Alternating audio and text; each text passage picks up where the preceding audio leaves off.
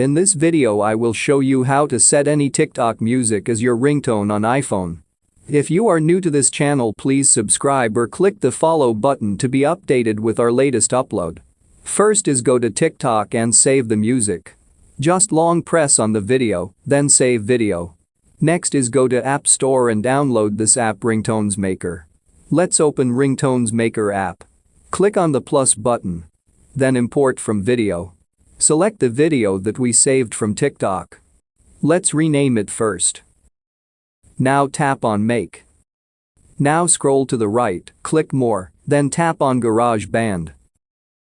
Now you see and hear the file that we want to set as our ringtone. Long press on the file and click Share. Then choose Ringtone. Click Continue and then Export. Now go back to your home screen.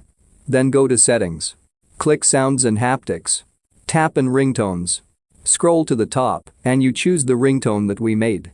For more how-to tutorials, please subscribe or click our other videos to keep on watching.